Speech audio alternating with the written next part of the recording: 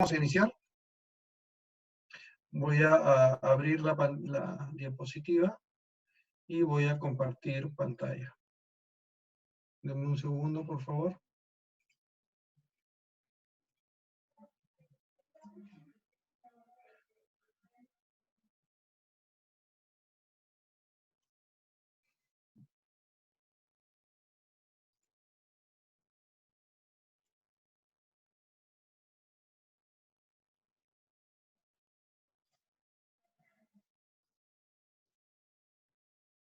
Muy bien. José, tú solo avísame por voz si es que estás viendo la diapositiva que estoy compartiendo. Solo José, nada más. Sí, sí la estoy viendo. Sí se ve tu presentación, Jorge. Sí se ve tu presentación. Reitero, por favor, las preguntas por el chat para que al final, al término, podamos con Jorge responderlas. Sí, pero lo estoy pidiendo que se haga al final de cada parte que voy a presentar. Yo mismo lo voy a avisar. Muy bien, entonces voy a mostrarles acá un tren. Si lo ven, es un Excel con un tren. Por favor, José, avísame si se ve el tren. No, se ve el PowerPoint nomás, el PPT. Ya. Ya. Entonces acá hay un problema. Acá hay un problema.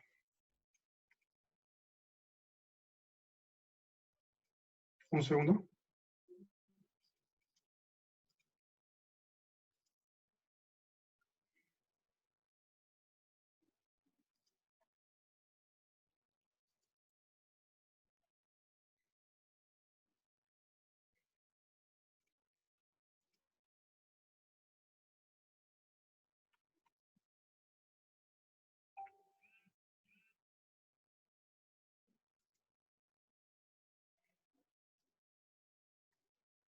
Muy bien.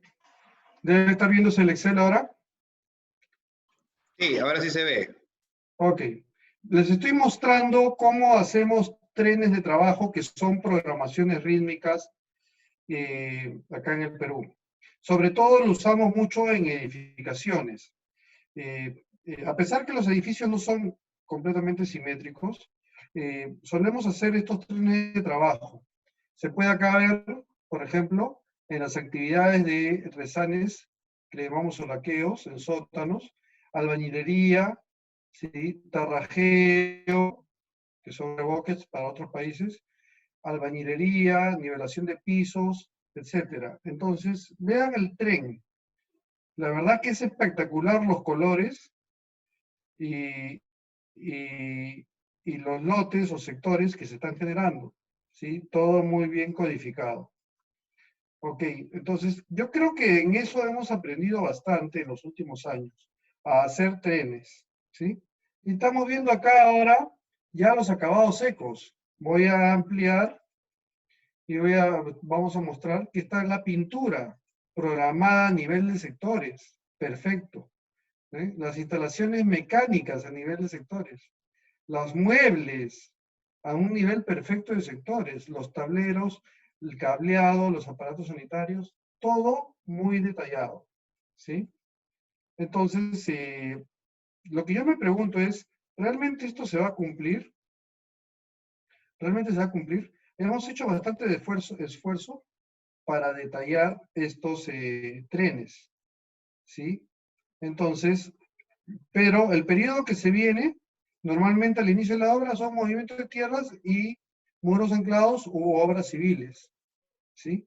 Y en esas fases, sí realmente se puede aplicar los trenes y los sectores, y hay un nivel de confiabilidad relativamente alto, porque consideramos de que no hay muchas actividades. Acá vemos los trenes de la superestructura, por ejemplo, ¿sí? Acá se ve el fondo de viga, el acero de viga, voy a ampliarlo. Fondo de viga, acero de viga, costado de viga, fondo de losa, colocación de ladrillos, acero de losa, instalaciones en losa, prueba de estanqueidad. Todo eso está muy bien detallado sector por sector. Entonces, la verdad es que le dedicamos bastante esfuerzo al programa rítmico. ¿sí? Y lo que ocurre en la naturaleza de las obras es que arrancamos bien porque tenemos actividades que son relativamente cortas, porque tienen pocas organizaciones involucradas y hay mayor facilidad de coordinación, ¿sí? Entonces, mayormente nosotros los constructores no tenemos mayor problema en la obra civil. E igual en acabados secos, y yo no sé si ocurre lo mismo, pero en mi experiencia encuentro que hay mucho desfase en los acabados. Y tiene que ver con la gran cantidad de especialistas que hay involucrados, ¿sí? En acabados húmedos. Y en acabados secos pueden haber 25 o 30 subcontratistas diferentes que no se conocen. Y nosotros estamos asumiendo que se van a comportar como un tren, porque así lo hemos dibujado, ¿sí? Y la pregunta es, ¿cómo nos está yendo en las obras? ¿Qué tanto están cumpliendo los acabados? Yo creo, y en los próximos días voy a hacer unas encuestas, ¿no? Pero yo creo que no nos está yendo muy bien, ¿sí? Porque mayormente todo es subcontratado y es una gran cantidad de especialistas. Entonces yo creo que la mayor complejidad que hay en la obra es en acabados, ¿sí? Bueno, voy a cambiar ahora de presentación. Vamos a ver cómo lo hago.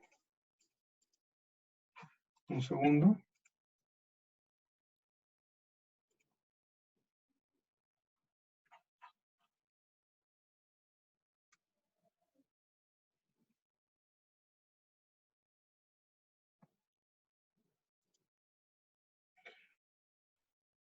Y ahora voy a pasar al PowerPoint.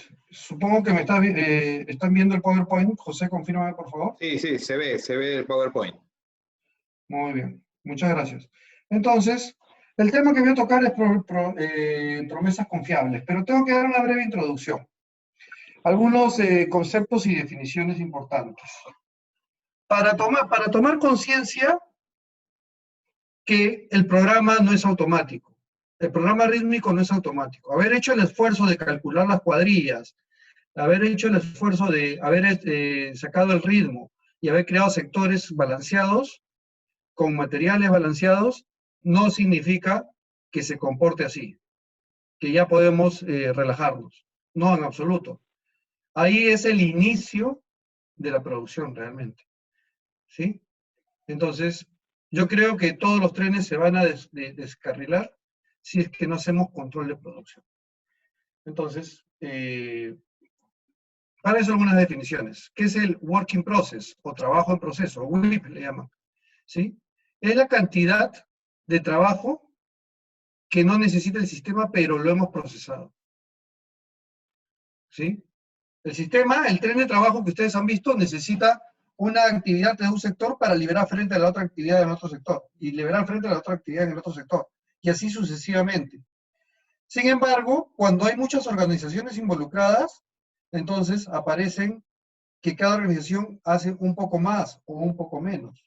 Acá el poco más es el work in process, el trabajo en proceso innecesario, que está ocupando tiempo. Otra definición es el throughput, o el rendimiento. La cantidad de material, producto, terminado que sale del proceso de producción en un periodo de tiempo determinado, ¿sí? Como la velocidad de rendimiento. La medida real de la velocidad en el sistema. Y el tiempo de ciclo de cada procesamiento. Por ejemplo, tiempo de ciclo del acero, de instalación de acero en el sector. O tiempo de ciclo del vertido de concreto.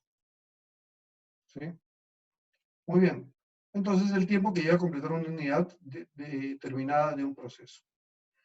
Lo interesante es la ley de Litter, que viene de la física de la producción. ¿Ok? Que dice lo siguiente. El tiempo de ciclo de procesamiento, por ejemplo, el tiempo de ciclo de la partida de vertido de concreto que aparece en mi tren, es igual o es directamente proporcional al work in process, al trabajo en proceso, sobre la tasa de finalización promedio. ¿sí? ¿Esto qué quiere decir? Que cuanto más trabajo en proceso hay en el sistema, más largo va a ser nuestro tiempo de ciclo. El crecimiento del trabajo en proceso es directamente proporcional al crecimiento del tiempo de ciclo. Ley de la física de la producción. ¿Sí? Es una ley. Entonces, si es que el trabajo en proceso, si tenemos mucho trabajo en proceso en nuestro sistema, nuestro tiempo de ciclo va a ser más largo. Es muy evidente. Miren, acá hay una tablita abajo. Si un equipo de 12 unidades, ven la primera fila, con 6 unidades de trabajo en proceso, y tiene un rendimiento de 12 unidades de producción por semana, por favor, bajen su sonido, apaguen su sonido. El tiempo de ciclo sería de 0.5 semanas. Pero si el trabajo en proceso es de 12 y tenemos un rendimiento de 12 unidades de producción por semana, lo sacamos en una semana. Pero si hacemos 24 unidades de producción en trabajo en proceso y nuestro rendimiento es de 12, lo vamos a sacar en 2 semanas. Y si hacemos 48 trabajos en proceso y nuestro rendimiento es 12 unidades de producción por semana, entonces el tiempo lo vamos a ahorrar 4 semanas. Entonces, ¿eso qué quiere decir? La ley del Little muestra cómo reduciendo el WIP se puede reducir el tiempo de ciclo. Entonces, ¿cuál es nuestra meta para un sistema de producción para que se comporte como un tren de trabajo? Es que disminuyamos el WIP al mínimo. ¿Cómo hacemos si tenemos 25 subcontratistas y cada uno está orientado a sus propios intereses? ¿Mm? Con una hoja Excel y dándole la hoja Excel diciendo hazlo. Y acá he preparado hace unos días un cuadro para explicarlo mejor. Es un tren, pero medio volteado. Para el lado de las Y va días y para el lado de las X actividades. ¿Sí? Entonces, un proceso libera al siguiente proceso en un tren y a un siguiente proceso. Cada proceso es un color diferente, si lo ven. ¿Sí? Entonces, hacemos el tren día por día. Entonces, ¿qué quiere decir? Que la obra se va a terminar en la línea roja. Eso es el tren. El tren me dice que lo termina en la línea roja. Sin embargo, existe la famosa, los trabajos en proceso, que pueden ser generados no de mala intención, pueden ser generados inclusive de la mejor intención por los subcontratistas, porque a ellos, normalmente en el método tradicional, los felicitamos cuando avanza más. ¿Sí? Avanza más.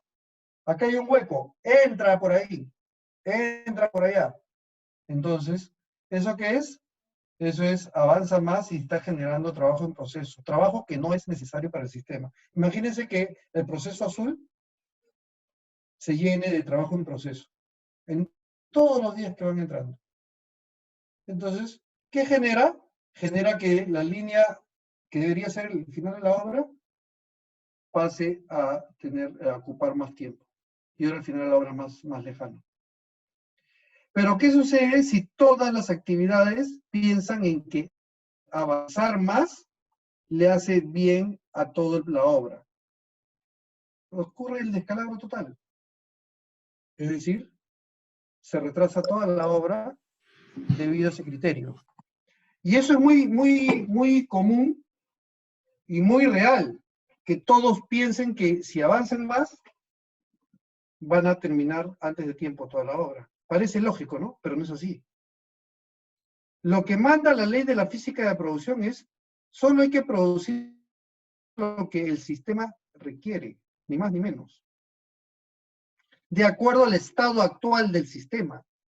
Una cosa es el tren primigenio y otra cosa es el tren después de 14 días, o de 21 días, o de 30 días. ¿Qué está sucediendo? Todos los días cambia. Se abre un frente, se disminuye, hay cambios, etc. Entonces, ahí vienen los subcontratistas que quieren hacer las cosas de acuerdo a su capacidad. Y se crea el WIP. La capacidad de cada subcontratista es lo mismo de lo que necesita el sistema. Entonces, al llenarlo de work in process, lo que ocurre es que se retrasa la obra largamente. Muy bien, entonces, ¿cómo hacemos para evitar el work in process? Esa es una pregunta. ¿Cómo hacemos para evitar el work in process? Vamos a verlo en un rato.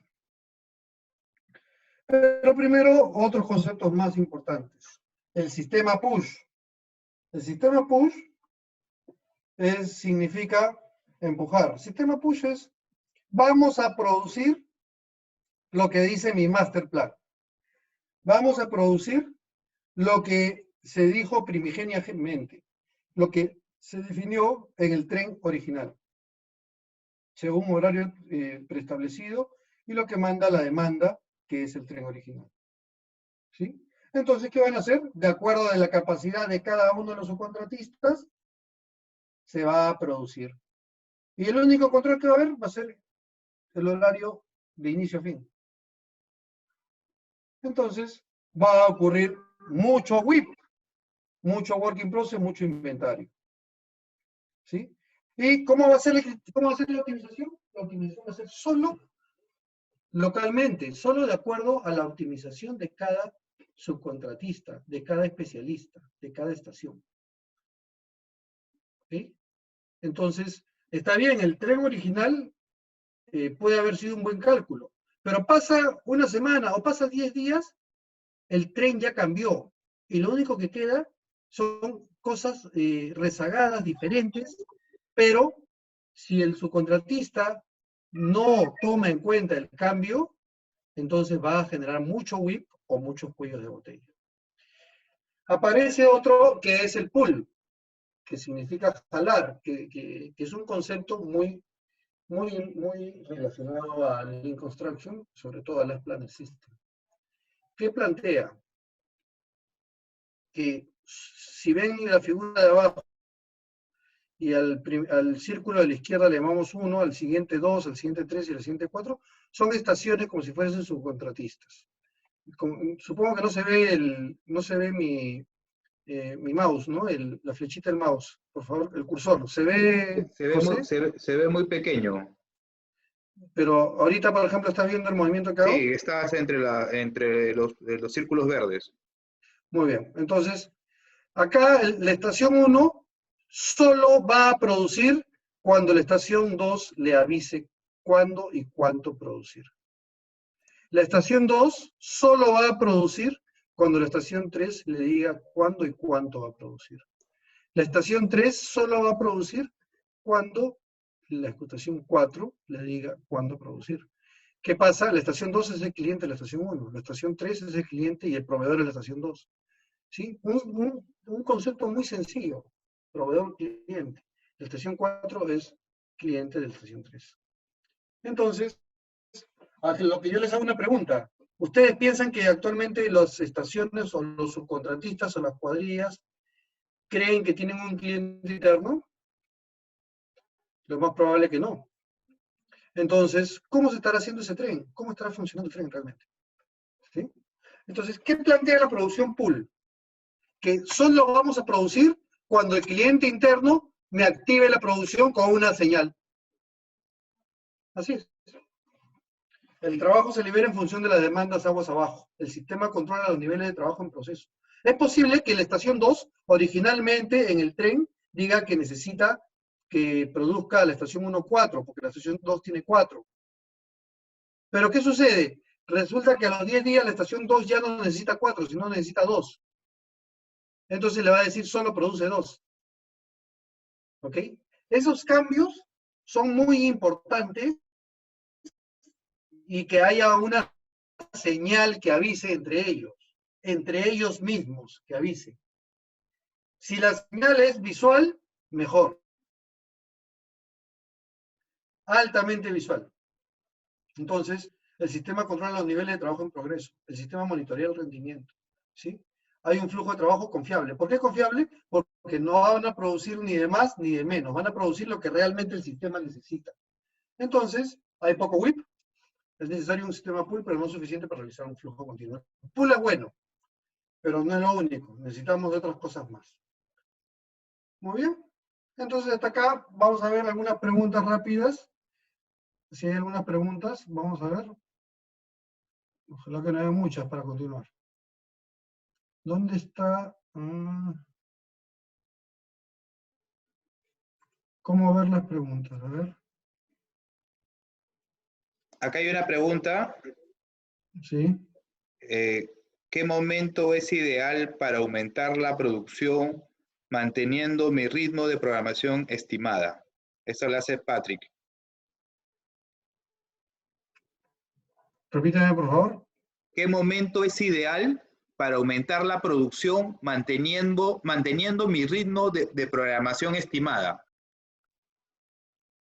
Ya, es un poco general el tema, ¿no? O sea, las obras tienen variaciones, hay cambios, ¿sí? Y los cambios tienen que ser avisados por los clientes internos, ¿sí?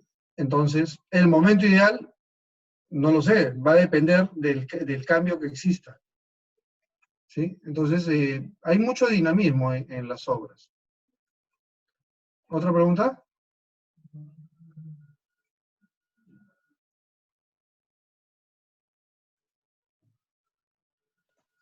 ¿No hay?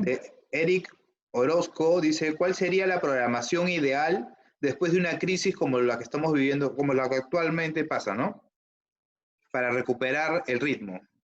Repito, ¿cuál sería la programación ideal después de una crisis como la actual para recuperar el ritmo?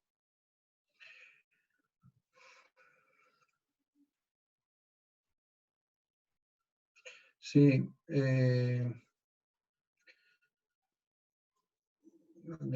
Cada obra tiene una particularidad, ¿no? Y tiene un avance, ¿no? Lo que yo creo conveniente es, al corte, cada subcontratista y cada cuadrilla van a tener una problemática diferente para recuperarse.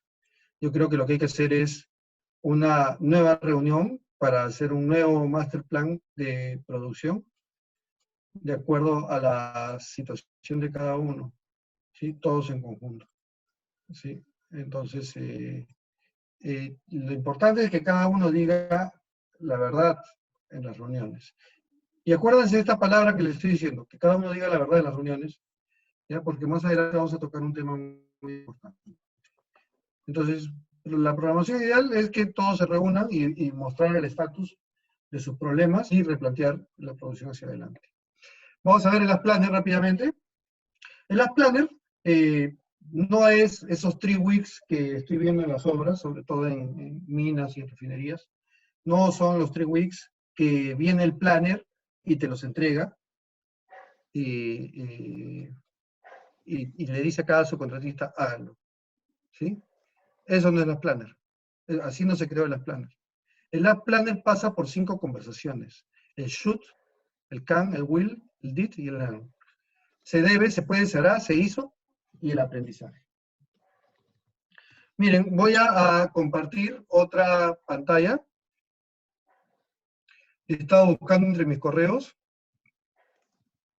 algo interesante. Vamos a ver cómo se comparte. He encontrado este Excel. Se ve, ¿no? ¿Se ve, José? Sí, sí se ve. Este Excel es el Look Ahead Planning, la programación anticipada de recursos de las 6 semanas siguientes, que un ingeniero de producción de una obra importante en Lima lo ha hecho. ¿Sí? Lo hizo solo en su máquina, en su laptop, ¿sí? Y inclusive tiene mucho detalle de cada sector que van a entrar, ¿sí? Esta persona ha visitado cada rincón de la obra y ha puesto todos los detalles en esta hoja Excel, ¿sí? Y en rojo está poniendo las famosas restricciones, ¿sí? Miren, en el mismo Excel pone llegada de cortadora para una fecha, 12 de octubre, con el subcontratista. Posible interrupción de los trabajos, 13 de octubre, con otro subcontratista, ¿sí? Entonces está poniendo las restricciones abajo y la actividad, y el día que tiene que crear la actividad. Muy interesante todo esto. En rojo las restricciones y la actividad en negrita. Entonces está haciendo una hoja Excel de look ahead con análisis de restricciones con las fechas. Mucha información metida, inclusive con los subcontratistas. Muy bien, muy bonito, ¿sí? Pero les digo algo, esto no sirve para nada. Lamentablemente tengo que decirles así de tajante, esto no sirve para nada. ¿Por qué? Porque esto lo ha hecho una sola persona. Pero, ¿y no lo debe hacer una sola persona? No. Esto es el mandatorio, este es el se debe, esa es la parte del should del last planner, el se debe. Esto lo hace el ingeniero de producción y agarra y les obliga a todos, les agarra y los imprime a cada uno de los subcontratistas y le dice, cumplan esto y cumplan esto. Y después le hace seguimiento para que se cumplan las restricciones. Entonces, esto llega a ser lo mismo de siempre. Por lo que yo critico abiertamente los formatos en Excel o los reportes, porque terminan siendo mandatorios. Y solo vendría a ser el should, el se debe. ¿Ok? Entonces, esta forma de hacer look ahead, esta forma de hacer las planners, he encontrado que se ha hecho mucho, más o menos en los años 2004, 2005, hacia arriba. Entonces, nosotros estamos haciendo muchos cursos, varios profesores de Lean hacen muchos cursos, planteando la otra forma de hacer las planners, y es la que voy a hablar ahora, ¿sí? Pero esto no nos lleva a resultados de garantizar los plazos ni un sistema de alta productividad, por un motivo muy claro. ¿Ustedes creen que los subcontratistas se van a comprometer con esto? ¿Van a levantar el nivel de compromiso de los subcontratistas? Yo no lo creo. ¿Sí? Entonces esto se parece mucho al 3 weeks, que viene el planner y les obliga a todos a hacer. Entonces voy a cambiar de pantalla, vamos a ver ahora. Voy a regresar al Excel, perdón, al PowerPoint. Entonces lo que plantea las planners es diferente. Plantea el se debe, el should, ¿sí? Y el se debe sale del master plan. El master plan es el programa de inicio a fin. De inicio a fin. ¿Sí? Pero tiene un horizonte muy lejano. Puede durar 2 años la obra. ¿Sí? Entonces, pero eso es lo que nos manda nuestro programa, el se debe. Ahora, dentro del mundo de las planner, el tren de trabajo lo conviertes en un plan de fases con el método del pool planning, que ya muchos habrán conocido, en donde involucramos a todos los subcontratistas, a todas las cuadrillas, para que garanticen la meta de final hacia atrás. Y definan ya no solo hitos, sino definan metas. ¿Okay? Entonces, ahí pasa el nuevo concepto que es el se puede, el can, se puede. ¿Sí?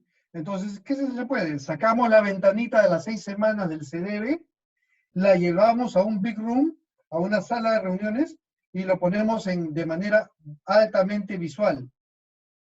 Más grande, mejor. ¿Sí? Con letra que a 2 metros de distancia se pueda ver. ¿Y para qué?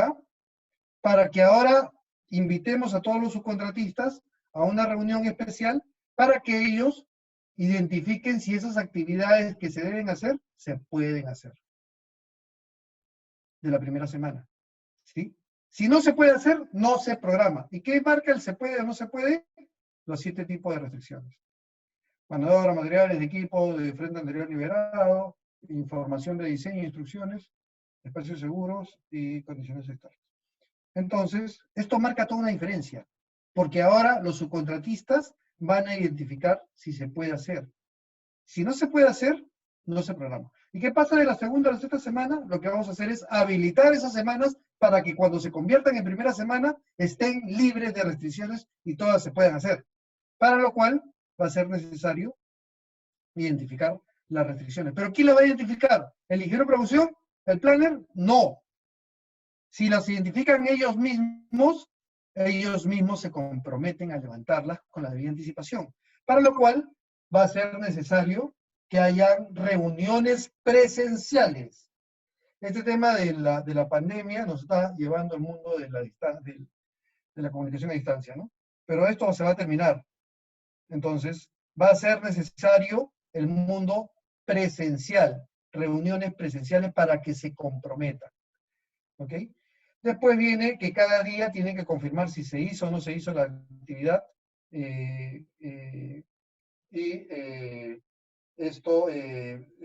reuniones de 15 minutos para colocar si se cumplió o no se cumplió. Y si no se cumplió, entre todos ver qué se hace con el futuro, con las consecuencias de esas actividades, si se van a la zona buffer.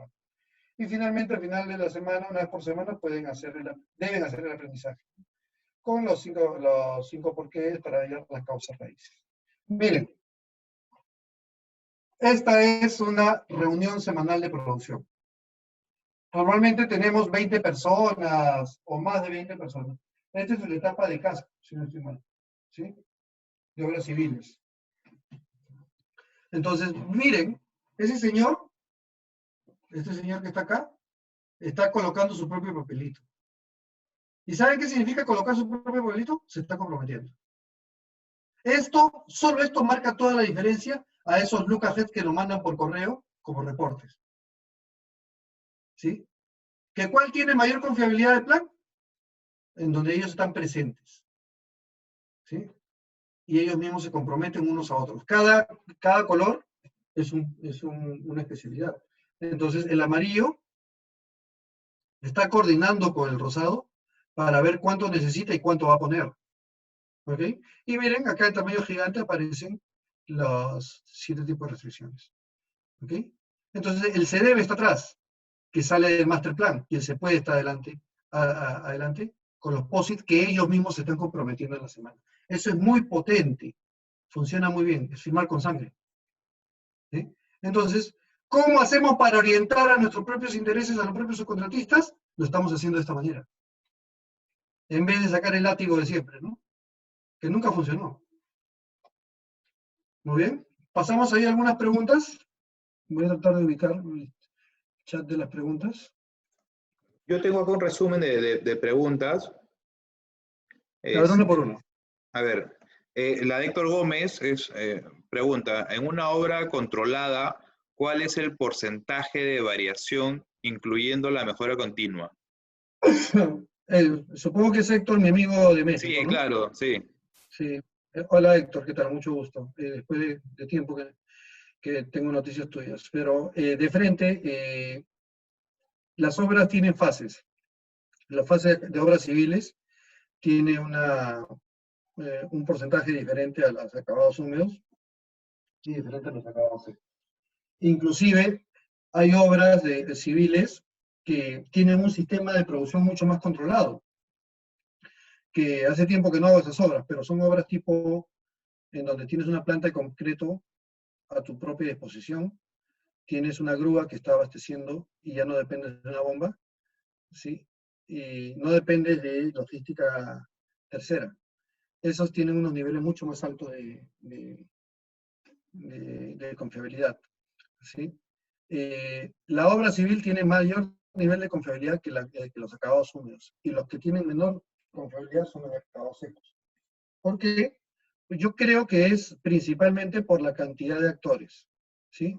No sé si se acuerdan de la confiabilidad, ¿no? Cuando hay dos actores, el nivel de confiabilidad es 95% por 95%, y eso baja a 90%. Si son 10 actores, el 95 elevado a la 10. Pero si son 25 actores, o sea, 95 elevado a la 25, que es cerca del 30% de confiabilidad. ¿Sí? Entonces, cuanto menos actores hay, mayor confiabilidad hay. ¿Sí? Entonces, yo considero que se mide por fases. Entonces, de la fase de obras civiles, más o menos me da unos 70%, 75%. Y en acabados secos, baja a 45, 50%. ¿Sí? Muy bien. Otra pregunta, Gabriel dice, ¿cómo se debe actuar con el WIP? WIP, habrás querido decir, ¿no? No WIP. Cuando la logística depende del cliente. Bueno, no solo en proyectos mineros, yo sufro mucho cuando los clientes se contratan en muro cortina y en los ascensores por su lado. Los clientes todavía hacen eso porque hay una percepción de que van a ahorrar, porque no pagan utilidades a los subcontratistas, al contratista general. ¿Sí? Pero resulta que el cliente que el muro cortina libera frente a los acabados secos. Y hay una estrecha programación entre el muro cortina y los acabados secos. Entonces, ¿qué sucede? Si lo van a seguir contratando de esa manera, hay que invitar al cliente y a los subcontratistas a las reuniones a los subcontratistas al cliente a las reuniones semanales de producción. Porque les va a convenir a todos. ¿Sí? Muy bien. ¿Qué otra más? He perdido. Hay una de Víctor Mora que dice, ¿cómo hacer para que los subcontratistas cumplan su parte? En tu experiencia. Eso no la veo en el chat. No, me lo puso en privado. ¿Cómo hacer para que qué? ¿Cómo hacer para que los subcontratistas cumplan su parte? Esa pregunta la respondo con el curso. Perdón, con el webinar de hoy día. Déjenme avanzar con el webinar.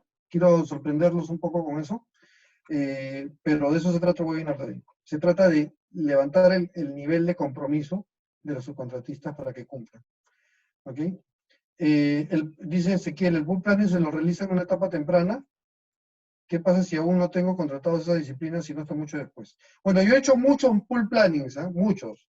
Y entonces, no están en los cursos, en las teorías, pero sí les puedo decir, prefiero hacer el pool planning para una fase cuando tengo ya contratados a los subcontratistas y están en el campo.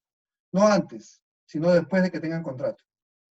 Entonces, por ejemplo, si voy a arrancar la fase de acabados secos, cuando ya tenga todos los subcontratistas con contrato en mano, ese día arranco el plan de fases con un pool planning con todos esos subcontratistas. ¿Por qué? Porque si no tienen contrato, posiblemente la versión si yo le pregunto cuánto gente vas a traer, su versión va a ser una versión más tirado al lado comercial, ¿no? La parte bonita. Pero si ya tiene contrato en mano, ya va a ser más seria la versión, ¿no? Entonces, de eso se trata. El pool planning se va a hacer en cada fase, al inicio de cada fase. Luis Quiape dice, para este tipo de situación que estamos pasando, ¿cuáles serían los buffers más adecuados para asegurar el plan, considerando que tendremos un ritmo acelerado para recuperar esta paralización? Miren, yo no sé qué es lo que va a ocurrir, no me han puesto a pensar qué va a ocurrir cuando salgamos de esto, pero me imagino que todos van a estar apurados, que van a tratar de salvar algunas fechas. Por ejemplo, si se está construyendo un centro comercial, van a querer salvar Navidad y se va a tener buffer de tiempo, no se va a poder activar. Entonces se va a tener que activar el buffer de capacidad o el buffer de inventario. ¿Sí? Lo más seguro es que sacrifiquemos el buffer de tiempo. ¿Sí? Muy bien. El otro es, esos posits, ¿qué información lleva? Está en el curso, Ezequiel. Justo está en el curso. Perdón, en el curso no, en el webinar. Lo confundo con el curso. Entonces, vamos a continuar. A ver, ¿cómo hago acá? Muy bien. Entonces aparece un nuevo término que se llama las promesas confiables. Las promesas confiables, en inglés es reliable promising. No es un cliché, no es algo bonito, no es una película de amor, no es nada de eso. Esto nació realmente en la informática, con la tesis de un chileno, un investigador chileno, que primero fue un político chileno, un senador chileno, y que fue desterrado y en la época de la crisis chilena de los 70s, y aprovechó para hacer una tesis en la Universidad de Berkeley, que se llamaba Language Action, lenguajes para la acción. Entonces, esta tesis fue rodeado, eso me lo contó el profesor Ballard, fue rodeado de los principales pensadores del mundo de la informática como asesores, y salió una tesis que se convirtió en uno de los 10 principales white papers de toda la historia de la informática. Y trataba de que había creado un mecanismo de dar órdenes para la acción. ¿Cómo es eso de órdenes para acción? Que el hardware da una orden, aprietas un botón y se crea una acción altamente confiable.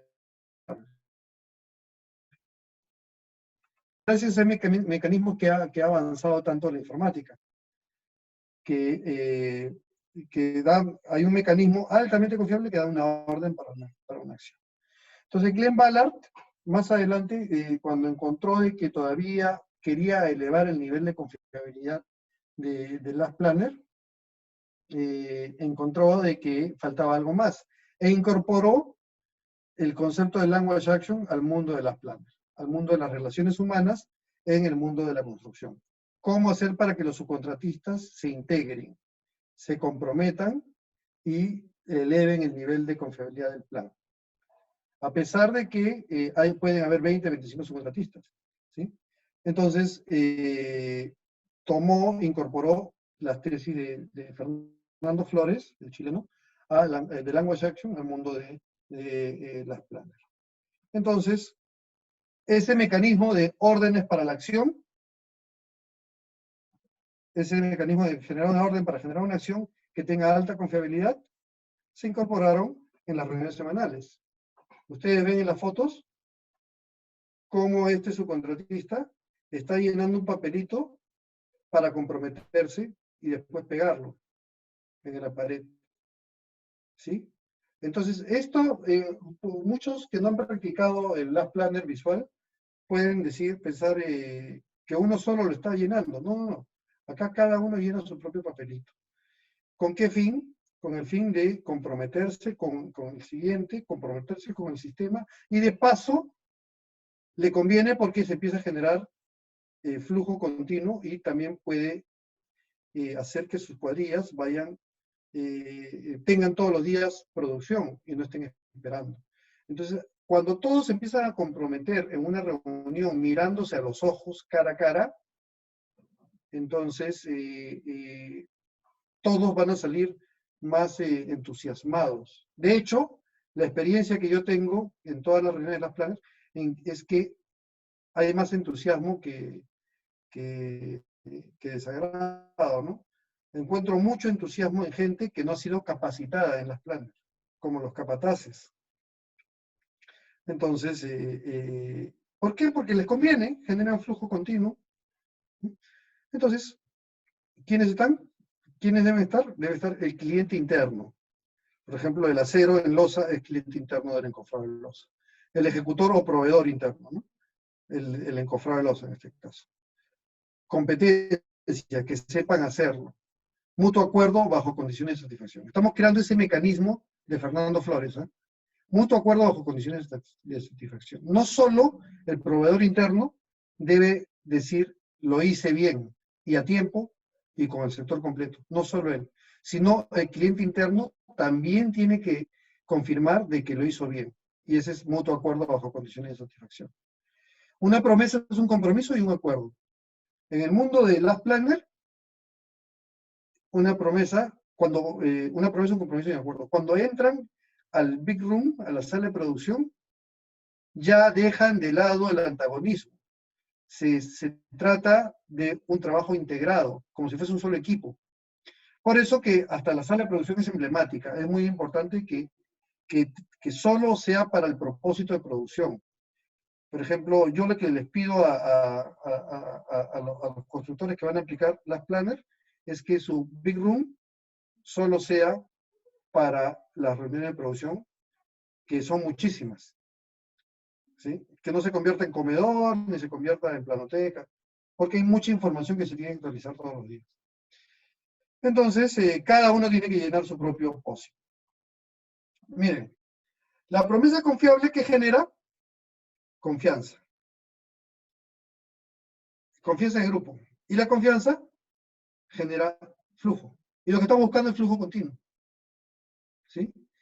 Entonces yo creo que el mecanismo correcto para evitar los whips y para mantenernos actualizados con los programas cambiantes, porque existe la variabilidad, son las promesas confiables. Fluye más rápido cuando espacios son similares o pequeños. Cuanto tenemos sectores más pequeños, más transferencia podemos hacer, menos riesgo podemos tener. Entonces el mecanismo es este.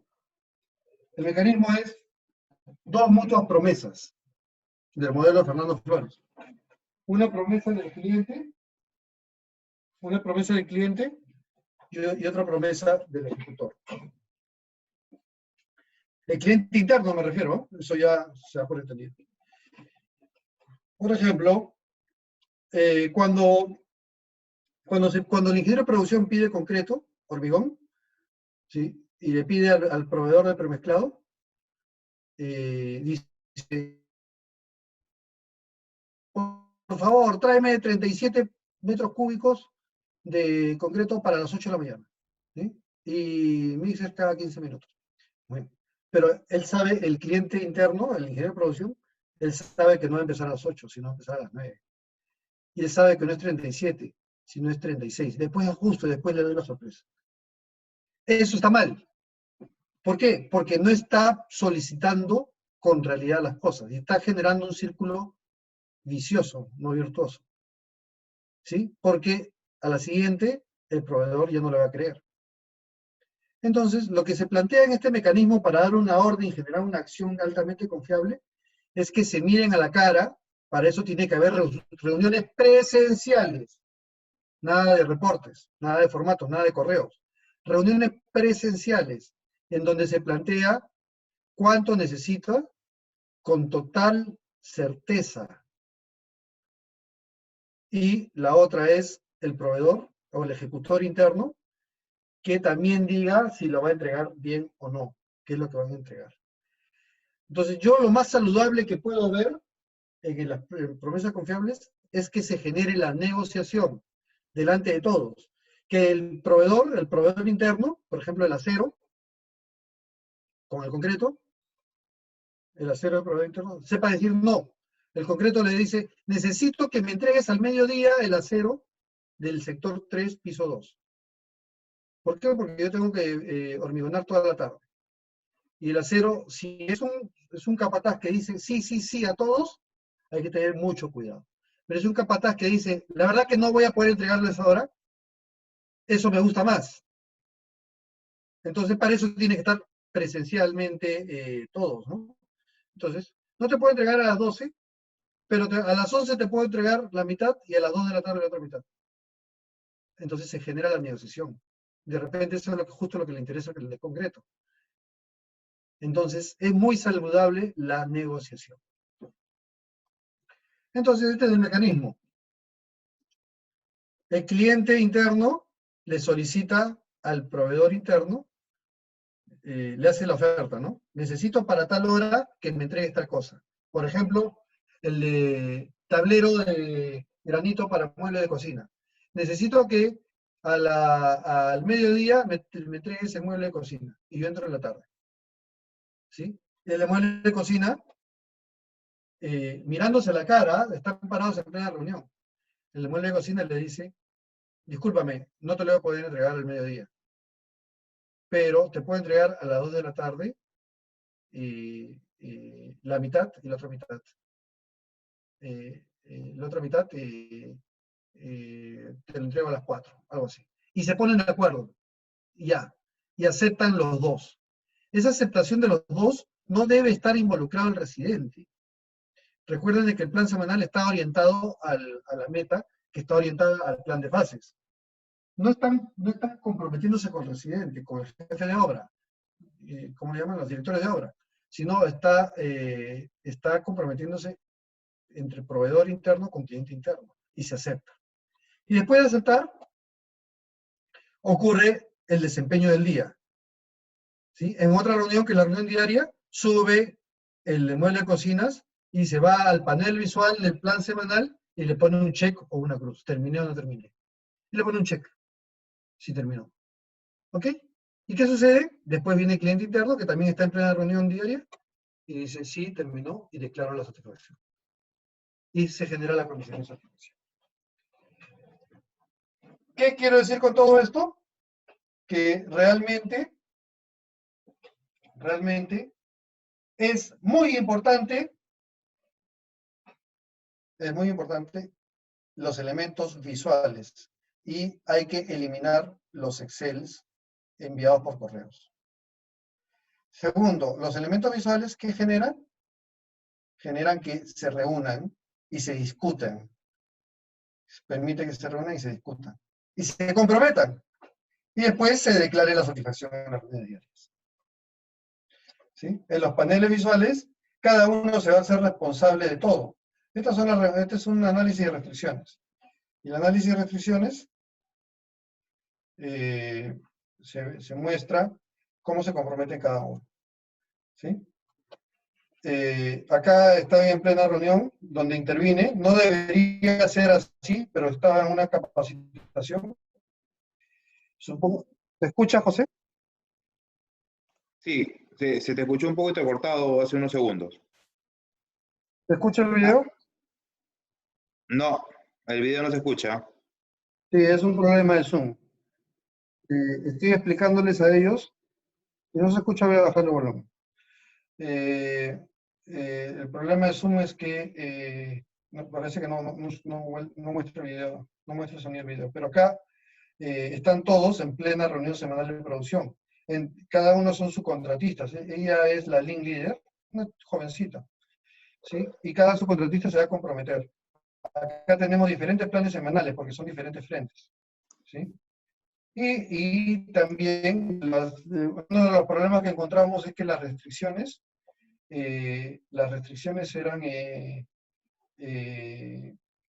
no llegaban a la reunión con muchas restricciones. Entonces creamos estos formatos que por algún lado se los voy explicando. Ahí está.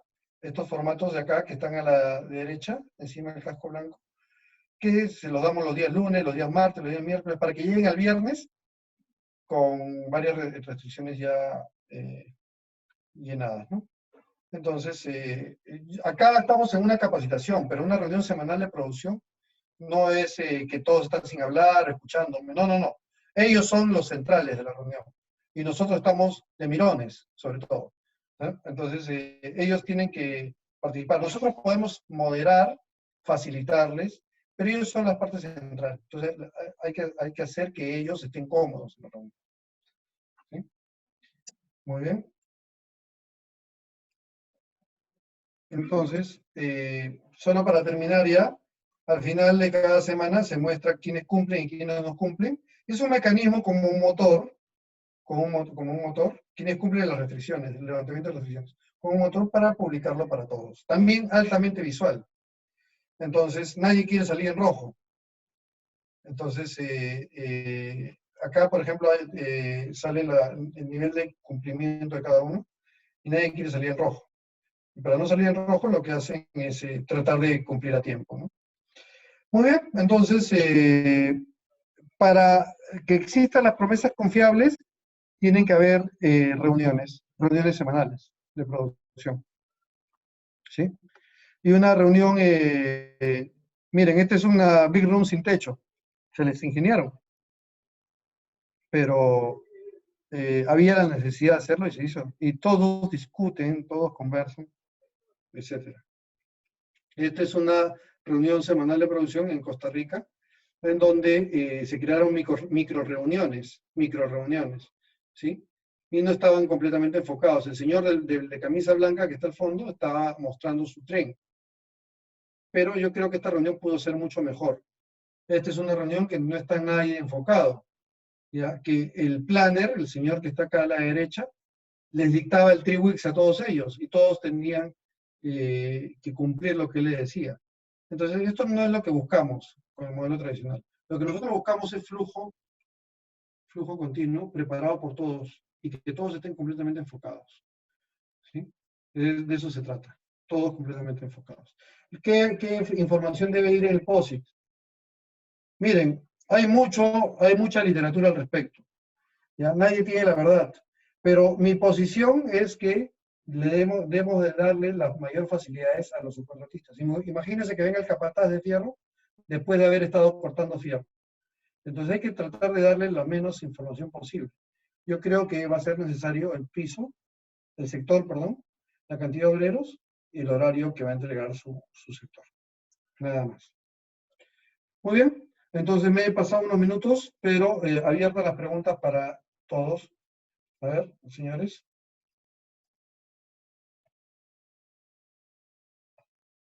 Déjenme ver. Creo que hay 4 preguntas.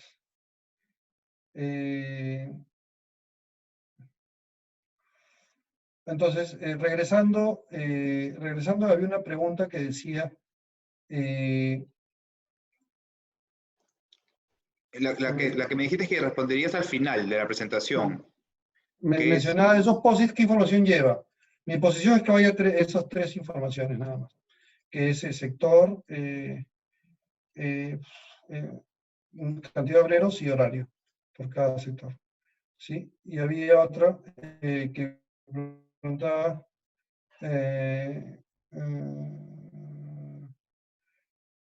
ya que tú preguntaste que no estaba acá, ¿no? Ahorita la respondemos, pero vamos a seguir. Para realizar la planificación maestra, ¿cómo trabajamos con el buffer? Tiene que saber la fecha de término del proyecto, o como directores de obra nos damos un margen de tiempo. A ver, miren, dice Glenn Ballard que la información detallada debe ir para el periodo siguiente, nada más. ¿Sí?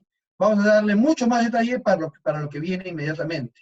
Entonces, el detalle que debemos tener para el plan semanal debe ser muy detallado. Pero de la segunda a la sexta semana no debe tener tanto detalle. ¿Sí? Sobre todo las restricciones. ¿Sí? Pero el plan semanal sí debe tener un nivel de operaciones, detalle de operaciones. Pero lo que va a ocurrir para el día siguiente merece más detalle todavía. Y ese detalle hay que verlo con la orden de trabajo en la reunión diaria. ¿Sí? Entonces, ¿qué cosa debemos incluir, qué buffer debemos incluir en el programa maestro? El programa maestro puede durar 2 años. Yo no me imagino cómo puedo meter tanto buffers semana tras semana en los 2 años, si de acá a 10 meses no sé si va a haber nuevamente otra pandemia o no, ¿no? Entonces, tanto nivel de detalle no creo que valga la pena a estas alturas. Entonces, pero sí hay algo importante, por ejemplo, planificar de lunes a viernes y el sábado buffer, podría ser una estrategia a tomar para toda la obra, ¿sí? Entonces, un buffer que se puede definir en el tren. Pero el resto de buffers yo creo que lo vamos a definir semana tras semana. Hay otra pregunta que dice, buenas noches, en su experiencia, ¿cómo se actúa cuando un contratista no viene cumpliendo varias semanas con el compromiso que le da su cliente interno? Ese es el last planner puro, ¿no? O sea, en el last planner puro no hay que estar responsabilizando a la gente, sino hay que identificar la causa raíz con los 5 porqués entre todos y encontrar la raíz del problema para hacer un plan de acción entre todos para que eso no vuelva a ocurrir. Entonces, muchas veces cuando decimos el contratista no cumplido, la raíz del problema viene por otro lado, ¿no? Por si acaso. Héctor me dice, excelente presentación, felicidades Jorge, un abrazo virtual. Otro abrazo virtual con el codo. ¿Sí? En construcción, ¿dónde? No entiendo la pregunta de Jim Gray. ¿En construcciones dónde? No entiendo. Pregunta, dice José, ¿cómo hacer para que los subcontratistas cumplan con su parte en las planes? ¿Cómo hacer? Lo hacemos con reuniones semanales, con elementos visuales, en donde les mostremos el se debe y ellos planteen el se puede, y identifiquen las restricciones con la debida anticipación para que las levante. Es lo que hay que hacer con todos los subcontratistas. Resulta que cuando hay reuniones semanales de producción y se aplica el se puede, ahí noto de que realmente ellos tienen mucho interés en tener flujo continuo. Lo que pasa es que estamos acostumbrados a echarles la culpa, ¿no? Pero la verdad es que ellos también tienen mucho interés en cumplir, ¿no? Estas reuniones en Big Rooms, ¿con qué frecuencia se aconseja? Hay reuniones semanales de producción que se hacen, que recomiendo que se hagan los fines de semana, y reuniones diarias, al final de la jornada, de 15 minutos. Ezequiel dice, además de contar con con los conocimientos técnicos, ¿qué otros conocimientos deberíamos contar para liderar el cambio en una empresa? ¿Qué recomienda? Una pregunta muy, muy difícil. Si ya tienes todos los conocimientos técnicos, tendrías que conocer que primero, para liderar el cambio en una empresa, tienes que comprometer al director de la empresa. ¿Sí? Y de ahí aguas abajo. ¿Sí? Y segundo, hay que hacer toda una transformación, ¿no? Organizacional, bueno, una transformación en las obras, ¿no? Capacitaciones a los subcontratistas en temas de working process, en temas de pool, en temas de variabilidad, de buffers, etc. Y de ahí empiezan a implementar un piloto. Víctor dice, Jorge, muchas gracias por la ponencia. Una consulta, ¿cómo hacer el diseño de la tarjeta para horas con gran variabilidad? Es decir, siempre se tiene que sectorizar o se podría definir por elementos. Miren, el tema de la sectorización viene de la teoría de lotes, que viene de las fábricas. Al lote más pequeño el tiempo de ciclo va a ser más corto, genera mayor transferencia y se acorta. Entonces sí conviene siempre sectorizar. Es más, para la gran variabilidad es conveniente lotes pequeños. ¿Sí? Sergio, Patrick Gutiérrez dice, según vuestra experiencia, ¿cuánto tiempo es prudente para que el grupo de trabajo se adapte a las planes del sistema de un virus? Mire, yo la respuesta te la doy, cuando tú le generes sentido de urgencia, si ustedes tienen la habilidad de plantear sentido de urgencia, entonces se acorta el tiempo radicalmente. ¿Sí? El sentido de urgencia, cuando hay crisis, hay creatividad. Mis mejores experiencias, las experiencias de casos de cumplimientos realmente increíbles han ocurrido en época de crisis. ¿Sí? Entonces, yo te diría que no hay un estándar de tiempo, sino hay que generar el sentido de urgencia a todos. ¿No? ¿Qué otra cosa más dice? Se está llenando de preguntas. ¿Qué personajes de nuestros subcontratistas deben participar en las reuniones? La respuesta es las personas correctas. ¿Sí? No hay un estándar. Normalmente el último planificador es el capataz.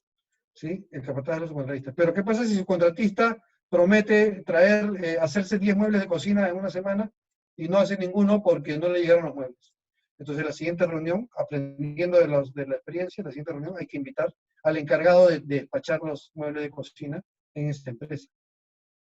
¿Sí? ¿Cuánto tiempo se recomienda para una reunión semanal en caso se tenga un amplio número de subcontratistas? Ese es también un tema discutible, ¿no? Si es que vamos a hacer las dos partes, que hay que hacerla, que es,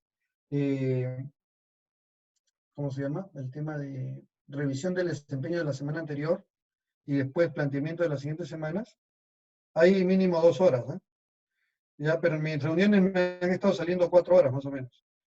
Entonces, separen los sábados mejor. De 2 horas a 4 horas. En construcciones multidisciplinarias tipo oil gas, donde se liberan construcciones de concreto, instalaciones, instrumentación y acabados, ¿se recomiendan los mismos mecanismos? Claro que sí. El Lab Planner se luce más en situaciones complejas como estas de oil y gas.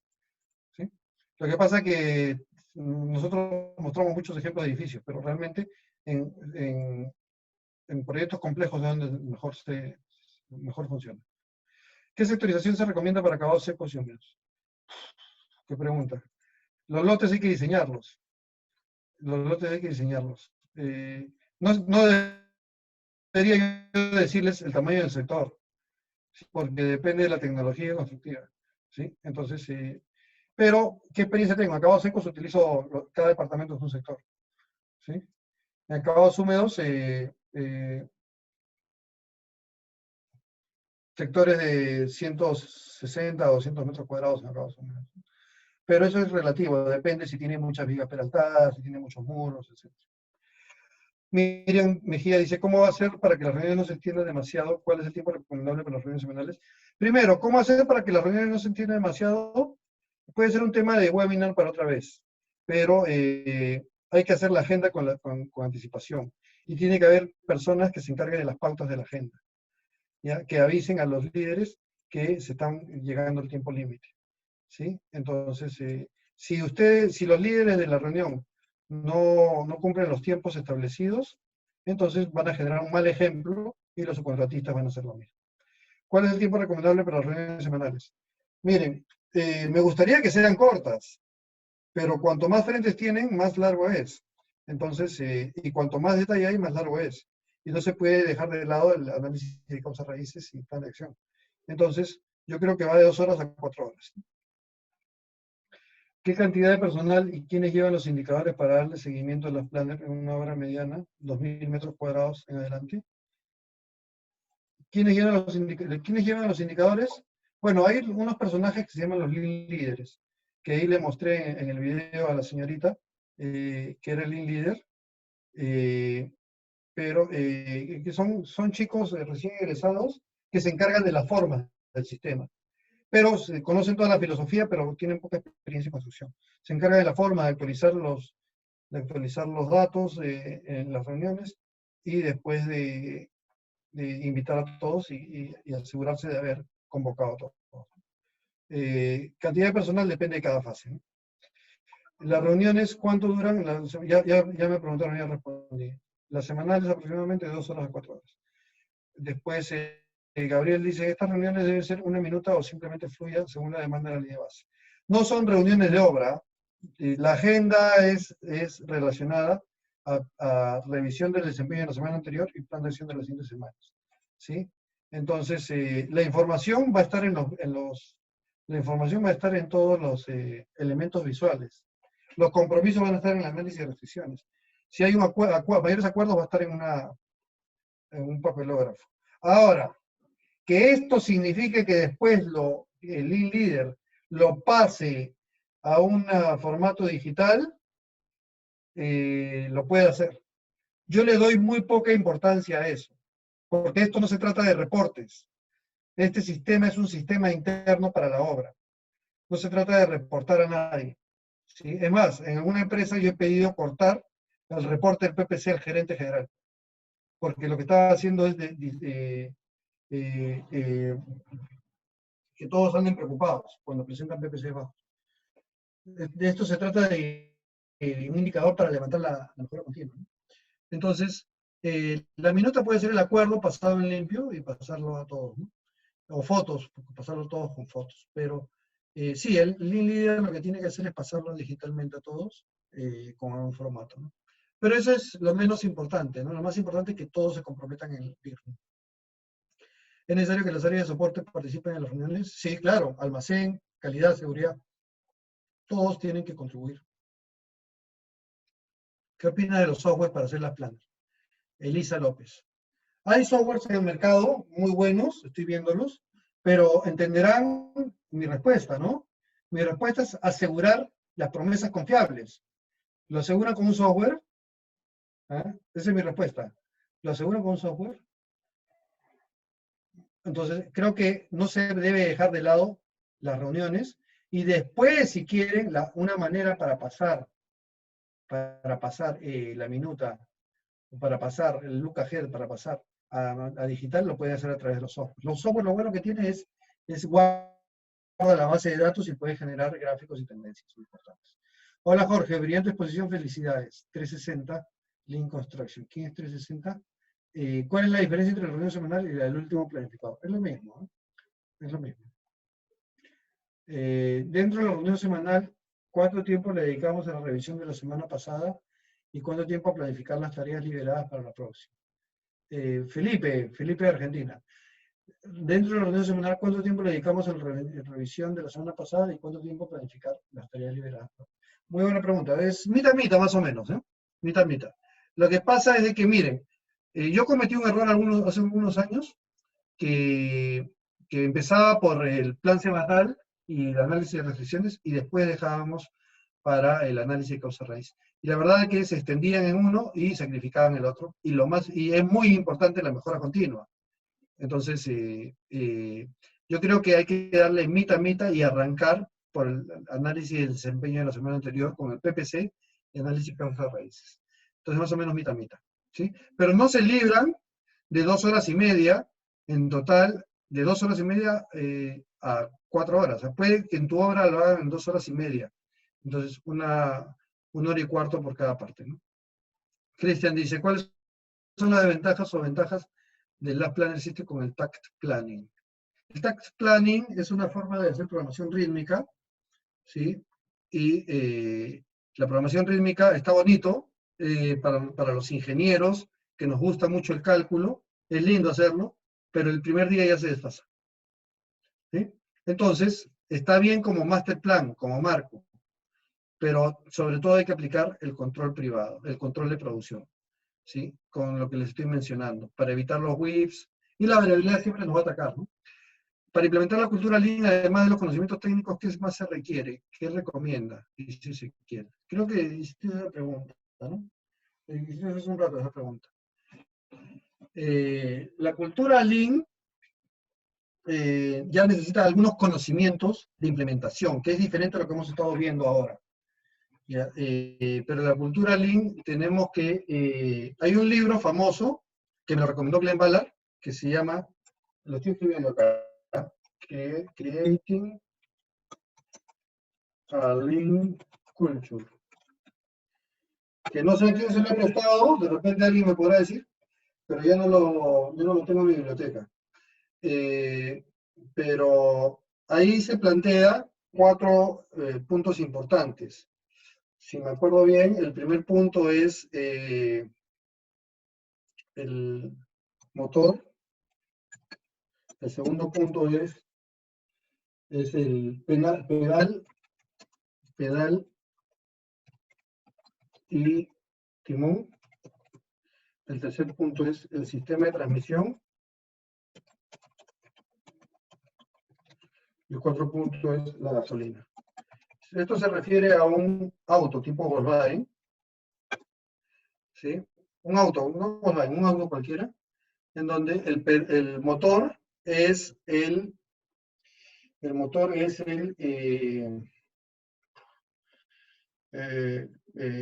los trabajos estándares. El sistema de transmisión es la transmisión visual. O sea, es decir, los elementos visuales, la gestión visual.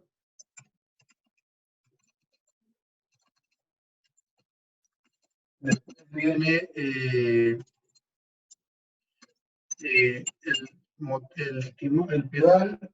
pedal y timón vendría a ser el rendimiento, las rendiciones diarias de trabajo. Y el cuarto es la gasolina, que es la disciplina. Entonces, esto está hecho en un dibujo de un auto, ¿sí? Pero para poder implementar la cultura Lean, requerimos de que se estandaricen muchas cosas. Por ejemplo, la forma de hacer encofrado de columnas, la forma de hacer vertido de concreto, tenga una forma que donde ya se ha disminuido el tema de las partes que no le dan valor, ¿no? También en trabajos estándares es cómo hacer en las planners, de manera estándar. La transmisión visual se refiere a todos los elementos visuales, a lo que yo hoy día he tocado, ¿sí? Perdón, está en privado, ¿no? Que le he respondido a Cristian González que está en privado. ¿Cómo hago? José, ¿me ayudas? Lo he respondido en privado. Y abre no se puede abrir el mensaje privado, pero lo que tienes que hacer es copiar, sombrear todo lo que yo he escrito nada más. A ver, voy a poner a todos, ¿no? Todos. Sí. Entonces, acá, ya. Cristian González, no necesitas ponerlo en privado, es para todos. ¿Ya? Y el otro es, eso está relacionado, trabajos estándares, transmisión visual, todo. Y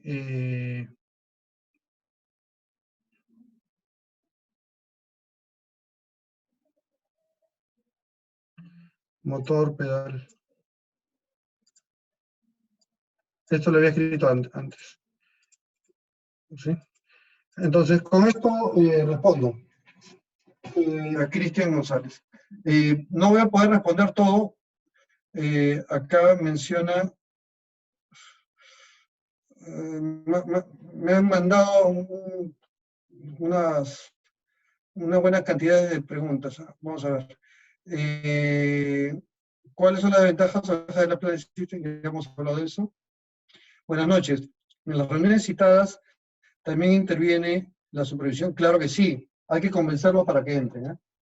Jorge, felicitaciones. ¿Cuánto influye el poco detalle del producto de la próxima semana en el no cumplimiento? El poco detalle del producto. A ver, vamos a entenderlo, Felipe. ¿Qué tal? ¿Cuánto influye el poco detalle del producto? ¿Podrías explicarme eso un poco mejor?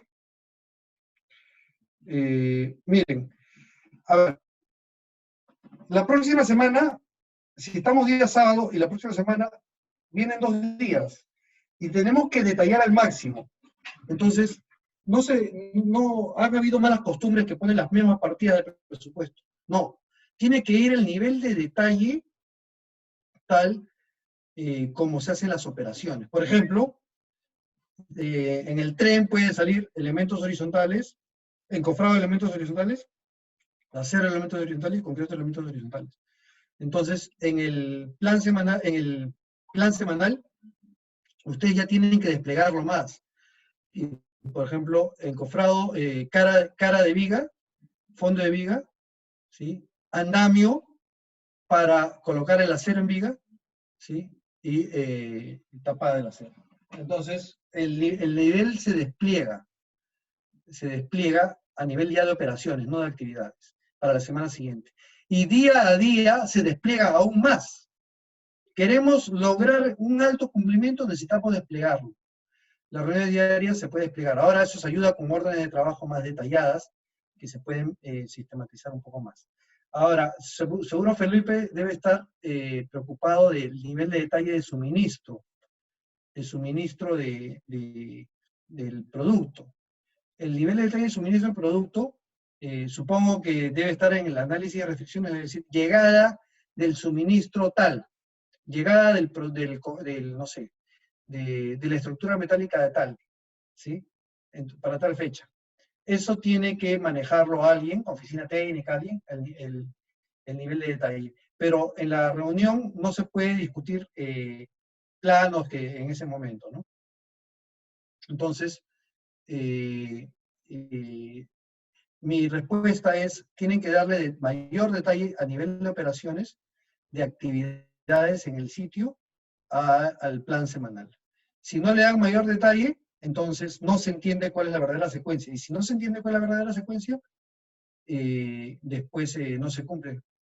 No se cumple, porque ellos mismos no lo entienden. ¿Para qué los vamos a reunir? Para algo tan generalizado. Muy bien. Miriam Mejía dice, mencionó que es importante los elementos visuales. ¿Ha tenido experiencia utilizando BDC o BIM en sinergia con Lean? BDC sí, y es espectacular, es radical. O sea, hemos tenido situaciones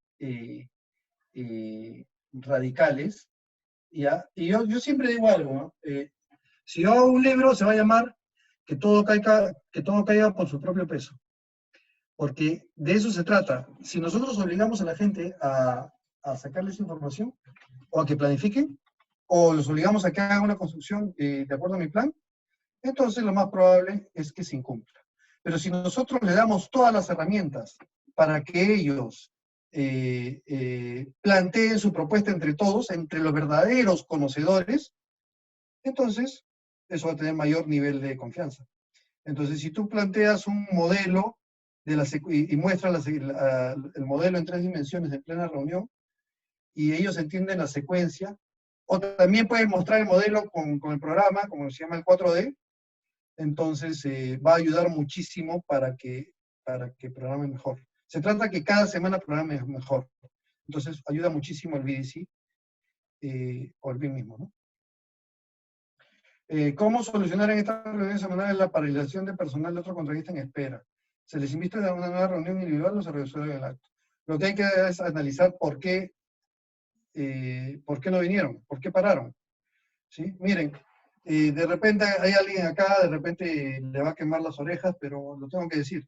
Un día en una empresa que estábamos haciendo una implementación, habían pasado por toda la capacitación, promesas confiables, todo muy bien, y llegó un día, lunes o martes creo que era, y el ingeniero de producción, con el jefe de producción y el maestro, estaban a punto de golpear a la ingeniera de producción de una... Es un decir golpear, es una broma, pero estaban acusándola de que la obra se estaba retrasando por su culpa. Entonces la ingeniera no sabía qué responder. Entonces, y yo le digo, esperen un ratito, ¿y qué están haciendo? No, que ella tiene la culpa porque no ha venido su gente. No ha venido su gente. Es más o menos lo que estás diciendo tú, ¿no? Pero, ¿han hecho el análisis de causa raíz? ¿No? Bueno, hagámoslo. Y empezamos a hacer el análisis de causa raíz y encontramos que su gente, que eran como 12 personas, 3 no habían venido. Y no cumplían porque 3 no habían venido el día lunes. O sea, el tema del lunes ya, el tema de inasistencia el lunes ya nadie nos debe sorprender, ¿no? Seríamos ingenuos pensar en que todos van a venir el lunes, ¿no? Entonces, yo lo que digo es, analicemos cuál es la raíz del problema. Entonces justo llegó el jefe de ella y empezamos a analizarlo con él, revisando su asistencia, inasistencia los días lunes. Y encontramos que las mismas 3 personas habían faltado durante los últimos 3 lunes. Y esas mismas 3 personas eran familiares y venían de una sola región, de la misma región. Entonces, le pedí a él que investigue qué estaba sucediendo y encontró de que ellos tenían su fiesta regional el domingo, su fiesta patronal los domingos. Entonces, ahora vamos a hacer un plan de acción. El plan de acción se trataba de cómo hacer para que ellos asistan a pesar de su fiesta patronal. Entonces se plantearon 3 cosas. Una es hasta pagarle los días lunes a ellos, pagarle a la señora. O la tercera era decirles de que están advertidos y que no va a haber más. Finalmente utilizó una de esas, no sé cuál, pero de ahí nunca más faltaron. Nunca más faltaron. Ese no fue el problema más. El problema ya iba para otros lados. Entonces, realmente se trata de eso, de pasar los problemas, no tropezar con la misma piedra. Pero no se va a hacer echándole la culpa a ellos diciendo que solo faltan, ¿no? Según su experiencia, ¿cuál es la mejor forma de introducir al personal del campo en el tema Lean? Con sensibilizaciones. Me gustan las dinámicas. Hay unas dinámicas que enseñan muy bien la variabilidad, los lotes, el WIP, etc. Bueno, oye, se van a hacer las 9:30 y yo no termino. Yo 1 minuto más y termino. En su experiencia, ¿qué subcontratista es la que tiene mayor porcentaje de cumplimiento en el sector inmobiliario? No puedo dar esa respuesta. No es así. No es así. No es así. No le voy a echar la culpa a un subcontratista. Yo creo que es un tema de trabajo en grupo, ¿no? Muy bien, entonces eso sería todo. Yo les agradezco la atención. José, ¿me ayudas a hacer un plus al Delta? Sí, por supuesto, lo hacemos, No, comenzamos. yo me retiro. Hazlo tú, por favor. Yo les agradezco a todos y ahora tengo que atender otras cosas. Muchas gracias, José. Hazlo. Hay una pizarra. Si sabes usar la pizarra, puedes hacer el plus en Delta y les preguntas. Muchas gracias, yo me despido. Nos vemos en la próxima ocasión. Hasta luego. Gracias.